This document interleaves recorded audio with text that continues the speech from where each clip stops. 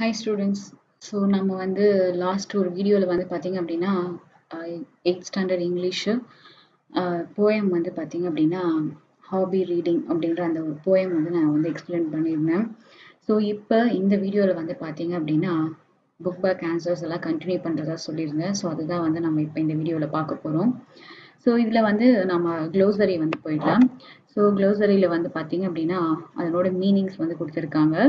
Breeding, procreation, rational, intelligence, ajar, slightly open, cackle, informal laugh, constructing, establish or create, vigorous, powerful.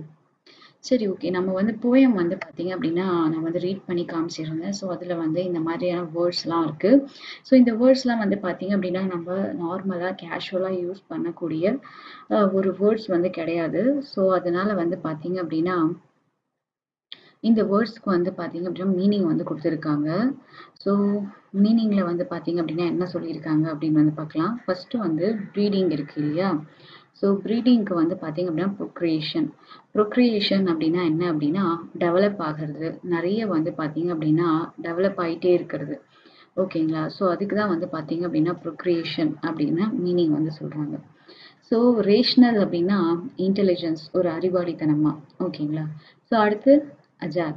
Ajar அப்படின்னா slightly open. So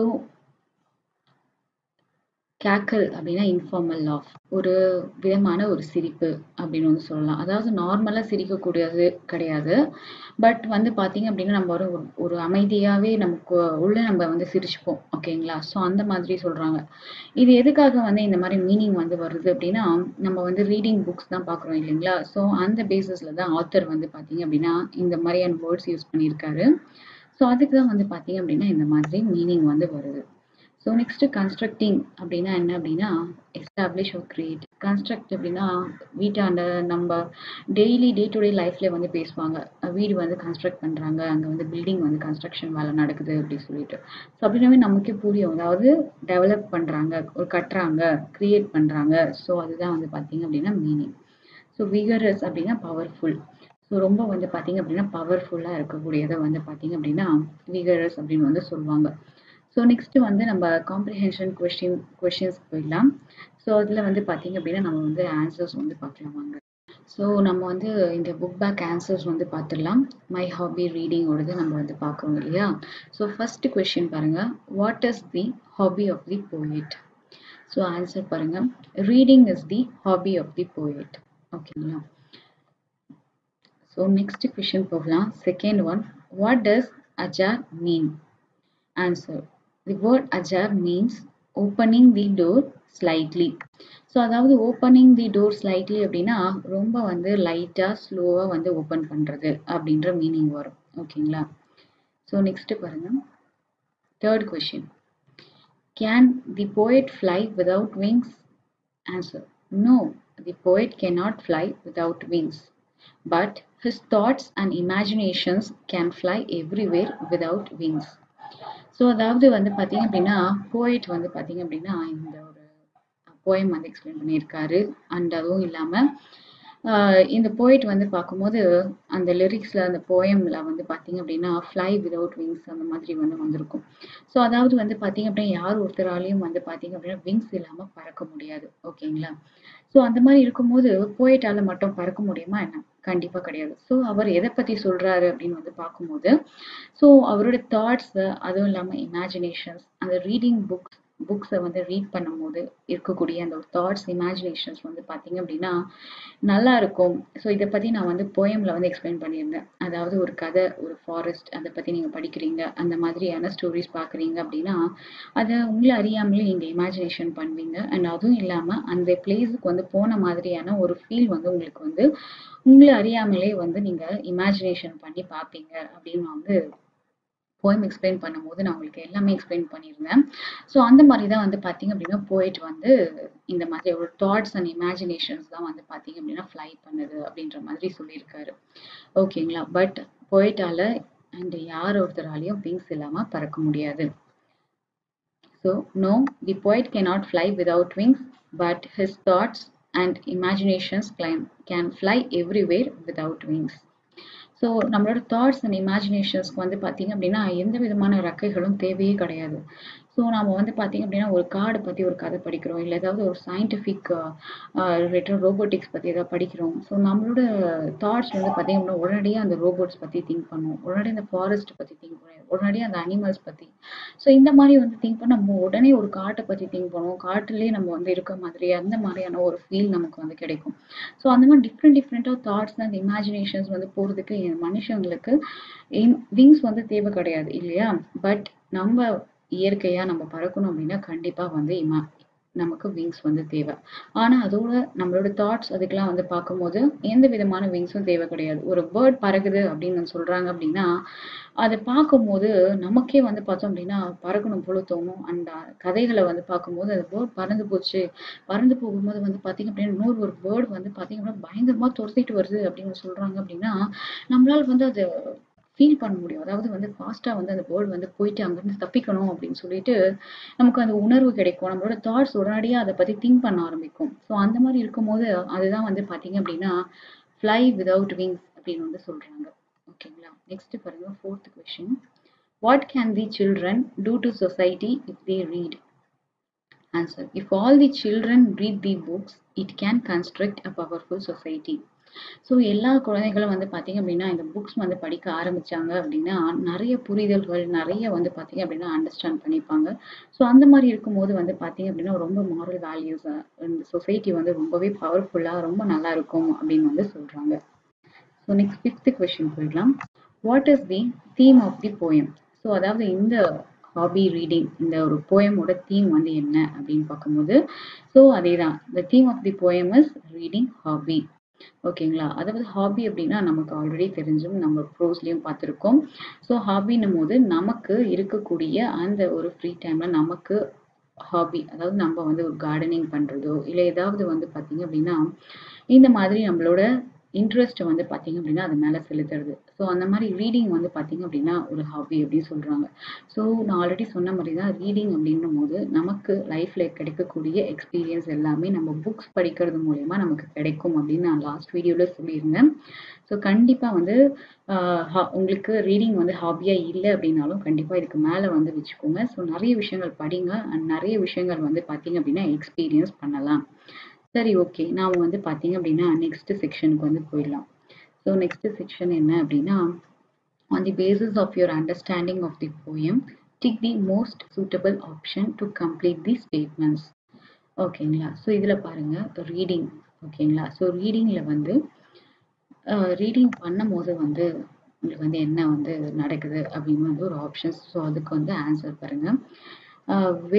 wastes my life, helps me think deeply about everything, keeps me busy, helps me in thought breeding. So அதாவது reading வந்து பண்ணும்போது கண்டிப்பாக வந்து உங்களுக்கு time waste ஆகாது. Wasters my time அப்படின்போது கண்டிப்பாக கிடையவே கிடையாது. படிக்கும் போது நிறைய விஷயங்கள் நீங்கள் வந்து புரிஞ்சுக்கிறீங்க. ஸோ அதனால கண்டிப்பாக அது வந்து டைம் வேஸ்ட் கிடையாது. ஸோ நெக்ஸ்ட் பாருங்க B option, helps me think deeply about everything. So அந்த மாதிரி வந்து பார்த்தீங்க அப்படின்னா ரொம்ப டீப்பாக ஒரு விஷயத்தை பற்றி திங்க் பண்ணுற மாதிரி அந்த மாதிரி வந்து எதுவும் வந்து இதில் கிடையாது. So reading keeps me busy. So நீங்கள் ரீட் பண்ணும்போது ஏதாவது பிஸியாக இருக்கீங்களா? நான் கிடையவே கிடையாது. ஜஸ்ட் நீங்கள் பாட்டுக்கு கூலாக வந்து ஒரு புக்ஸ் எடுத்து ஒரு விஷயத்த வந்து நீங்கள் வந்து படிக்கிறீங்க. ஸோ அந்த மாதிரி இருக்கும்போது வந்து பார்த்தீங்க அப்படின்னா ரொம்பவே ஃப்ரீயாக கேஷுவலாக ஒரு புக் தான் வந்து கையில் வச்சுட்டு இருப்பீங்க. ஸோ அதனால ஒன்றும் வந்து நீங்கள் அந்த டைமில் வந்து பிஸியாக எதுவும் இருக்க போகிறது கிடையாது. ஸோ டி ஆப்ஷன் பாருங்க, helps me in thought reading. அதாவது நம்ம படிக்கும்போது நம்மளோட தாட்ஸ் தான் வந்து பார்த்தீங்க அப்படின்னா பயங்கரமா வந்து டெவலப் ஆகும். ஸோ அதுதான் வந்து பார்த்தீங்க அப்படின்னா இங்கே வந்து ஆன்சராக கொடுத்துருக்காங்க. Helps me in thought reading.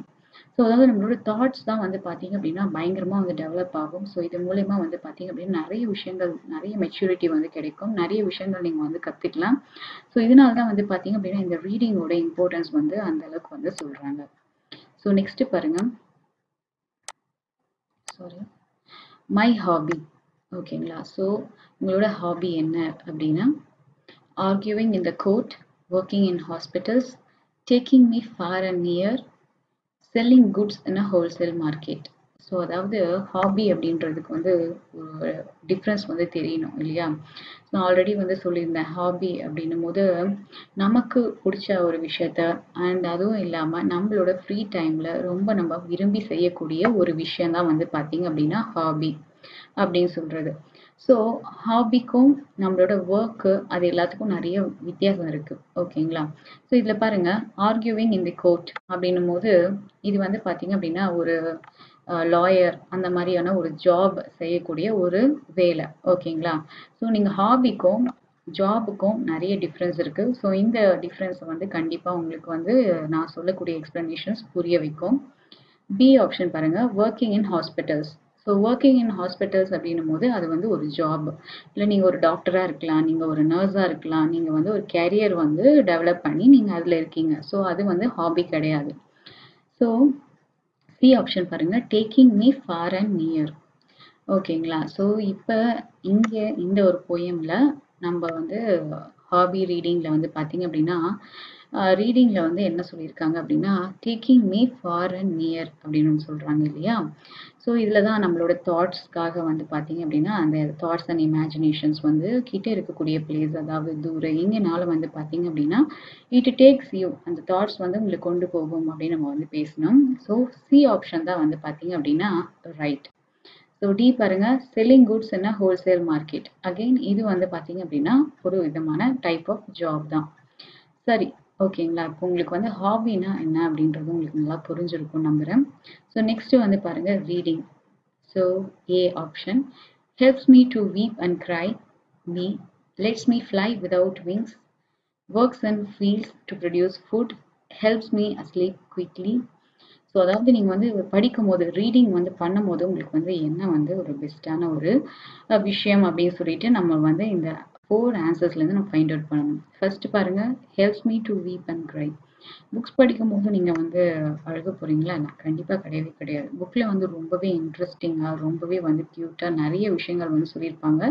அதுவும் நீங்கள் வந்து ரொம்பவே வந்து ஜாலியாக இமேஜினேஷன் பண்ணுற மாதிரி, நெக்ஸ்ட் என்ன அப்படின்னு சொல்லிட்டு அந்த கதையை படிக்கும்போது ஆர்வம் வர மாதிரி தான் இருக்கும். ஸோ அதனால கண்டிப்பாக ஏ ஆப்ஷன் கிடையாது.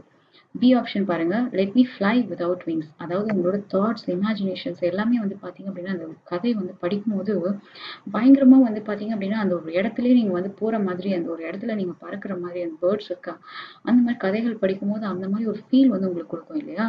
ஸோ அதான் உங்களோட தாட்ஸ் தான் வந்து இங்க வந்து சொல்றாங்க. Let's me fly without wings. உங்களோட தாட்ஸ், இமேஜினேஷன்ஸ்க்கு விங்ஸே தேவை கிடையாது.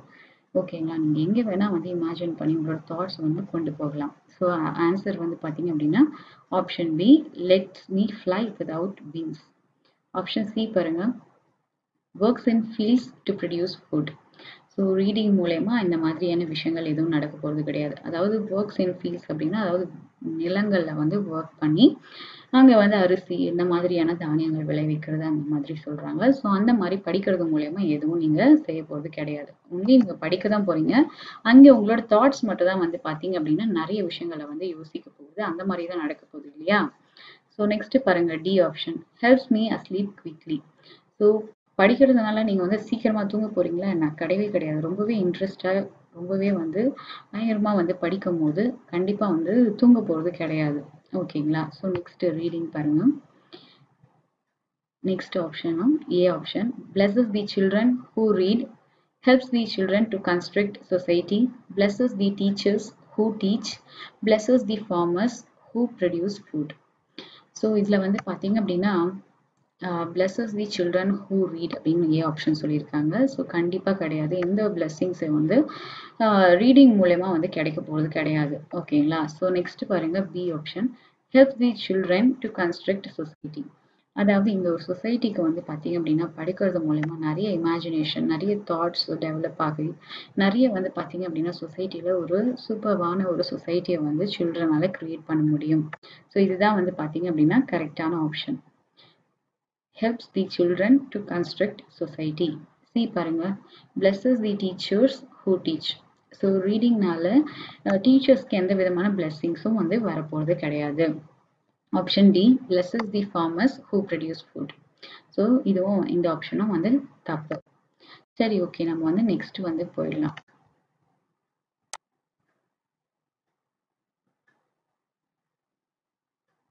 So complete the table given below in order to understand the poem better. So இங்க பாருங்க, the poet mentions uses of reading. The lines in the poem describes the uses. The rhymes used in the lines. Meaning of the line. ஓகேங்களா? So அதாவது poet வந்து இந்த மாதிரியான விஷயங்கள் வந்து அவர் வந்து சொல்லியிருக்காரு இல்லையா? ஸோ இந்த மாதிரி வந்து நம்ம வந்து பார்க்கும்போது அவர் வந்து என்ன சொல்லியிருக்காரு, ஸோ அதனோட மீனிங் என்ன அப்படின்றது வந்து பார்க்கலாம். ஸோ poet வந்து என்னென்ன லைன் வந்து யூஸ் பண்ணியிருக்காரு பாருங்க. தாட் பிரீடிங், அப்புறம் opens rational doors, fly without wings, constructing society. ஓகேங்களா? ஸோ இந்த ஆன்சர்ஸ் எல்லாம் நம்ம வந்து என்ன அப்படின்றத வந்து பார்க்கலாம் பாருங்க. தாட் பிரீடிங் அப்படின்னு சொல்லும்போது நம்ம ஆல்ரெடி வந்து பார்த்தோம் இல்லைங்களா? நம்மளோட தாட் வந்து டெவலப் ஆகும் அப்படின்னு சொல்லிட்டு. ஸோ தாட் வந்து டெவலப் ஆகும் அப்படின்னா என்ன விஷயம் நீங்க வந்து அது மூலயமா நடக்கும் பாருங்க. Creating new ideas through reading, அதாவது படிக்கிறது மூலயமா உங்களுக்கு ஒரு புது புது ஐடியா வந்து கிடைக்கும். ஸோ ஒரு விஷயம் வந்து நீங்க வந்து படிக்கிறீங்க, ஒரு கதை பார்த்து நீங்க வந்து புரிஞ்சுக்கிறீங்க அப்படின்னும் போது நெக்ஸ்ட் வந்து லைஃப்ல அந்த மாதிரியான விஷயங்கள் நீங்க வந்து கிராஸ் பண்ணும்போது உங்களுக்கு டிஃபால்ட்டா உங்களோட மைண்ட் வந்து பாத்தீங்க அப்படின்னா நிறைய விஷயங்களை வந்து யோசிக்கும். வேற ஒரு ஐடியா வந்து உங்களுக்கு கிடைக்கும். இந்த மாதிரி செய்யலாம் அப்படின்னு வந்து உங்களுக்கு தோணும். ஸோ இதுதான் வந்து பாத்தீங்க அப்படின்னா இந்த மாதிரி வந்து சொல்றாங்க. ஸோ நெக்ஸ்ட் இதுல இருக்கக்கூடிய ரைம்ஸ் என்ன அப்படின்னு சொல்லிட்டு, அதாவது ரீடிங் ப்ரீடிங் அப்படின்னு சொல்லிட்டு நம்ம படிக்கும்போது கிட்டத்தட்ட வந்து பாத்தீங்க அப்படின்னா ஒரே மாதிரியான ப்ரொனவுன்சியேஷன் வந்து வரும். ஸோ அந்த மாதிரி வந்து வரக்கூடிய வேர்ட்ஸ் வந்து பாத்தீங்க அப்படின்னா ரைம்ஸ் அப்படின்னு வந்து சொல்லுவாங்க.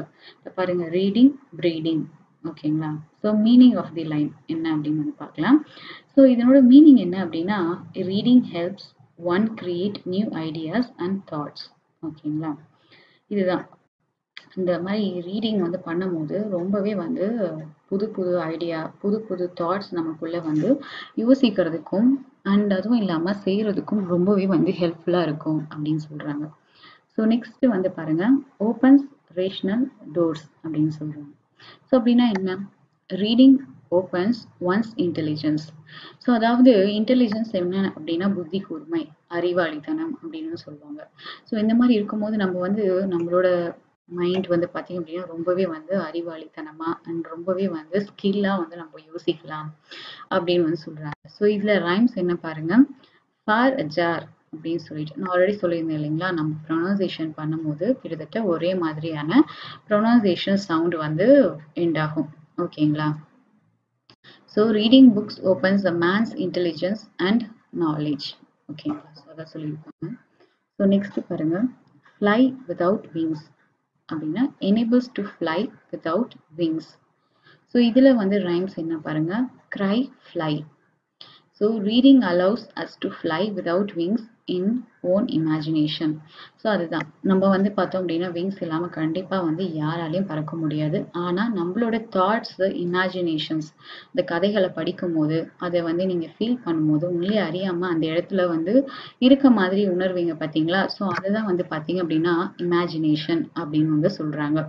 ஸோ அந்த மாதிரி இமேஜின் பண்ணுறதுக்கு நீங்கள் ரொம்பவே வந்து விங்ஸ் இல்லாம அந்த இடத்துக்கு நீங்க போகலாம். அதை பத்தி நீங்க திங்க் பண்ணலாம். ஸோ அந்த தாட்ஸ், இமேஜினேஷன்ஸ்க்கு கண்டிப்பா விங்ஸ் தேவை கிடையாது.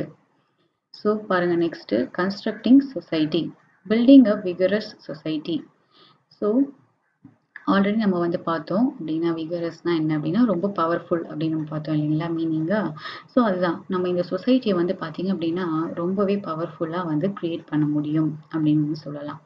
நெக்ஸ்ட் பாருங்க, ரைம்ஸ் என்ன அப்படின்னா ரீட் சக்சீட். ஓகேங்களா? கிட்டத்தட்ட வந்து பார்த்தீங்க அப்படின்னா ஒரே மாதிரியான அந்த ப்ரொனவுன்சியேஷன் வந்து சிமிலராக வருது. ஸோ நெக்ஸ்ட் பாருங்க, மீனிங் என்னன்னு பார்க்கலாம். If every child reads books they can construct a powerful society. அதுதான், அதாவது நீங்க வந்து படிச்சீங்க அப்படின்னா நிறைய புது புது தாட்ஸ் வந்து உங்களுக்கு வரும். அண்ட் நீங்க செய்யக்கூடிய வேலைகளை வந்து பார்த்தீங்க அப்படின்னா ரொம்பவே ஈஸியா, ரொம்பவே நல்லா வந்து செஞ்சு முடிக்கலாம். இது மூலயமா வந்து பார்த்தீங்க அப்படின்னா சொசைட்டி ரொம்பவே பவர்ஃபுல்லா இருக்கும் அப்படின்னு சொல்றாங்க. சரி, ஓகே. நம்ம வந்து பார்த்தீங்க அப்படின்னா இத வந்து நம்ம இங்க எண்ட் பண்ணிட்டு, நம்ம புக் பேக்ல வந்து பார்த்தீங்க அப்படின்னா, ஒரு சின்ன ஒரு பேராகிராஃப் மாரி குடுத்துருக்காங்க. ஸோ அத நம்ம பார்த்துட்டு நம்ம அகைன் இங்க வந்து வரலாம். ஓகேங்களா? ஸோ இது எல்லாத்துக்கும் நம்ம வந்து அங்கேயே நான் வந்து ஆன்சர் சொல்லிட்டேன். ஸோ இதான் நான் வந்து சொல்லியிருந்தேன் இல்லைங்களா? நம்ம கன்ஸ்ட்ரக்டிங் சொசைட்டி இதுதான் நம்ம வந்து அங்கே ஆன்சர் வந்து பார்த்தோம். ஸோ இப்போ நம்ம வந்து பார்த்தீங்க அப்படின்னா ஃபிகர் ஆஃப் ஸ்பீச் இதுதான் நான் சொல்லியிருந்தேன். ஸோ இதை நம்ம வந்து புக்கில் வந்து பார்த்துட்டு நெக்ஸ்ட் நம்ம வந்து அங்கே போகலாம். ஸோ ஃபிகர் ஆஃப் ஸ்பீச் அப்படின்னா என்ன அப்படின்னு பார்க்கலாம் பாருங்க. A figure of speech is a word or a phrase which gives a separate meaning from the normal one. It means something more than it seems to mean. It is used figuratively to give an implied meaning to the given context. It can either be used to make comparisons or even to insist repetition or exaggeration.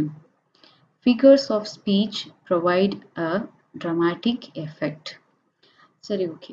Figure of speech அப்படின்னா என்ன, இது வந்து எதுக்காக use பண்ணுறாங்க அப்படின்றது வந்து நம்ம வந்து பார்க்கலாம். ஸோ இது வந்து எதுக்காக அப்படின்னும் போது ஒரு ஒரு விதமான ஒரு கம்பேரிசன் வந்து கொடுக்கறதுக்கு, அண்ட் அதுவும் இல்லாமல் ஒரு ஒரு போயமோ இல்லை ஒரு ப்ரோஸோ நம்ம வந்து படிக்கிறோம் அப்படின்னா அதுக்கு வந்து ஒரு கம்பேரிசன் கொடுக்கணும். அதுவும் இல்லாமல் அதுக்கு அந்த ஒரு போயம்க்கு ஒரு விதமான ஃபீல் வந்து கொடுக்கணும். அப்படின்னும் போது தான் வந்து பார்த்தீங்க அப்படின்னா கண்டிப்பாக வந்து என்ன அப்படின்றது ஈஸியாக புரியும். ஓகேங்களா? ஸோ அந்த மாதிரி தான் வந்து யூஸ் பண்ணக்கூடியது ஃபிகர் ஆஃப் ஸ்பீச். இந்த மாதிரியான வேர்டு வந்து பார்த்தீங்க அப்படின்னா இப்போ அதாவது விகரஸ் அப்படி எடுத்துக்கோங்க. விகரஸ் எடுத்துக்கும் போது அதுக்கு வந்து பவர்ஃபுல் அப்படின்னு மீனிங் இருக்கு இல்லையா? ஸோ ஆனால் வந்து விகரஸ் அப்படின்னும் போது இன்னுமே வந்து ரொம்பவே ஆழமாக ரொம்ப வந்து பவர்ஃபுல்லாக வந்து பார்த்தீங்க அப்படின்னா அந்த ஒரு வேர்டு வந்து யூஸ் பண்ணுவாங்க. அவங்க வந்து அந்த இடத்துல பவர்ஃபுல் அப்படின்னு யூஸ் பண்ணியிருக்கலாம். ஆனால் போயிட் வந்து பார்த்தீங்க அப்படின்னா பவர்ஃபுல் அப்படின்னு யூஸ் பண்ணாமல் அவர் வந்து பார்த்தீங்க அப்படின்னா விகரஸ் அப்படின்ற அந்த ஒரு வேர்டு வந்து சொல்லியிருக்காரு. ஸோ அதாவது அந்த ஒரு வேர்டு வந்து பார்த்தீங்க அப்படின்னா அந்த பவர்ஃபுல் அப்படின்ற அந்த வேர்டை விட ரொம்பவே வந்து பார்த்தீங்க அப்படின்னா பயங்கரமான ஒரு எஃபெக்ட் வந்து கொடுக்கும். ஓகேங்களா? ஸோ இதுக்காக தான் வந்து பார்த்தீங்க அப்படின்னா இந்த மாதிரி வந்து ஃபிகர் ஆஃப் ஸ்பீச் வந்து யூஸ் ஆகுது. ஸோ நெக்ஸ்ட் வந்து பாருங்க. ஸோ நெக்ஸ்ட் வந்து என்ன அப்படின்னா ரைமிங் வேர்ட்ஸ். ஓகேங்களா? ஸோ நம்ம வந்து ரைமிங் வேர்ட்ஸ்க்கு வந்து போயிடலாம். ஸோ ரைமிங் வேர்ட்ஸில் என்ன சொல்கிறாங்க பாருங்க. Rhyming words are two or more words which have the same sound. Words rhyme if they have similar sounds when said aloud. Rhyming words usually occur at the end of the lines in a poem. Rhyming words makes poems or songs fun to sing. So அதாவது நம்ம வந்து இந்த rhyming words வந்து கண்டிப்பாக வந்து நமக்கு அடுத்து வந்து கொடுப்பாங்க. ஸோ அதை பற்றி நான் வந்து உங்களுக்கு வந்து சொல்கிறேன். ஸோ இந்த மாதிரி ரைமிங் வேர்ட்ஸ் அப்படி வந்து இருக்குது அப்படின்னா அதாவது வந்து நம்ம ஆல்ரெடி நான் வந்து சொல்லியிருந்தேன் பார்த்தீங்களா, ரீட், சக்சீட், ரீடிங், ப்ரீடிங் அந்த மாதிரிலாம் நான் வந்து சொல்லியிருந்தேன். அதெல்லாம் வந்து ரைம்ஸ் அப்படின்னு வந்து நான் வந்து சொல்லியிருந்தேன். ஸோ அதுதான் இந்த ரைமிங் வேர்ட்ஸ் அப்படின்னு சொல்கிறாங்க. நம்ம வந்து பாருங்கள் சேம் சவுண்டு வந்து வரும் நம்ம வந்து ப்ரொனவுன்ஸ் வந்து பண்ணும்போது. ஆனால் வந்து பார்த்தீங்க அப்படின்னா அந்த வேர்ட் வந்து அந்த போயம்ல எண்டில் வந்து கொடுத்துருப்பாங்க. ஸோ அந்த மாதிரி இருக்கும்போது வந்து பார்த்தீங்க அப்படின்னா அந்த போயம் வந்து சொல்கிறதுக்கோ இல்லை வந்து பார்த்தீங்க அப்படின்னா அதை வந்து ரீட் பண்ணுறதுக்கோ ரொம்பவே வந்து பார்த்தீங்க அப்படின்னா ஃபன்னாக நல்லாயிருக்கும். ஓகேங்களா? ஸோ அடுத்து வந்து பாருங்கள் நம்ம எக்ஸாம்பிள் கொடுத்துருக்காங்க. ஸோ இந்த எக்ஸாம்பிளில் வந்து பார்த்தீங்க அப்படின்னா இந்த ஃபிகர் ஆஃப் ஸ்பீச் அப்புறம் ரைமிங் வேர்ட்ஸ் ஸோ இது எல்லாமே வந்து ரொம்பவே வந்து சூப்பராக கொடுத்துருப்பாங்க. உங்களுக்கு நல்லா புரியும். ஸோ எக்ஸாம்பிள் போயிடலாம். நம்ம எக்ஸாம்பிளில் a tiny little plant. ஓகேங்களா? ஸோ பாருங்க நான் வந்து இப்போ படிக்க ஸ்டார்ட் பண்ணுறேன். Deep in the heart of a little seed lay buried so deep a tiny little plant fast asleep. Out came the bright sunshine, down crept its light into the seed too bright. A little plant woke up to see how bright the world might be. ஓகேங்களா? So நம்ம இதில் பாருங்கள் உங்களுக்கு வந்து ஈஸியாக வந்து புரியும். So அதாவது ரைம்ஸ் அப்படின்னு நம்ம சொல்லுங்க பார்த்தீங்களா, ரைமிங் வேர்டு அதுவும் வந்து அந்த போயமில் எண்டில் வந்து வரும் அப்படின்னு சொல்லிட்டு பாருங்கள். இங்கே சீட் டீப் ஸ்லீப் அப்படின்னு சொல்லிட்டு இருக்கு. ஓகேங்களா? Seat deep sleep. ஓகேங்களா? இந்த மாதிரி எண்டில் வர்றது டீப் ஸ்லீப். ஓகேங்களா? ஸோ இங்கே பாருங்கள் லைட் பிரைட். ஸோ இந்த மாதிரி தான் வந்து பார்த்தீங்க அப்படின்னா ரைமிங் வேர்ட்ஸ் வந்து போயமில் வந்து வரும். அதாவது அந்த எண்டில் தான் வந்து வரும். அந்த லைனோட எண்டில் வந்து இந்த மாதிரி முடியும். இங்கே பாருங்கள் சி பி ஓகேங்களா? ஸோ இந்த மாதிரி தான் வந்து பார்த்தீங்க அப்படின்னா, ரைமிங் வேர்ட்ஸ் வந்து வரும். ஸோ நெக்ஸ்ட் வந்து நம்ம நெக்ஸ்ட் பார்ட்டுக்கு வந்து போயிடலாம். ஸோ இதுல வந்து பார்த்தீங்க அப்படின்னா, answer the following, list the rhyming words in the first 3 lines அப்படின்னு சொல்லியிருக்காங்க. ஸோ நெக்ஸ்ட் பாருங்க, which line in the poem rhymes with down crept its light. So அதாவது இந்த so answer the following. So இந்த வேர்ட்ஸ் தான் வந்து பார்த்தீங்க அப்படின்னா நம்ம புக் பேக் கொஸ்டின் பார்த்தோம் இல்லைங்களா? List the rhyming words in the first 3 lines. So நான் வந்து ஆல்ரெடி சொன்னேன், அதாவது சீட், டீப், ஸ்லீப் அப்படின்னு சொல்லிட்டு அந்த லாஸ்ட் வேர்ட் வந்து வரும் அப்படின்னு பார்த்தோம் பார்த்தீங்களா? ஸோ அதுதான் ரைமிங் வேர்ட். ஸோ இப்போ வந்து இங்கே என்ன சொல்றாங்க பாருங்க, which line in the poem rhymes with down crept its light. So இது வந்து பார்த்தீங்க அப்படின்னா answer, down crept its light into the seat to bright. ஓகேங்களா? லைட், பிரைட் அப்படிங்கிறது பாருங்க.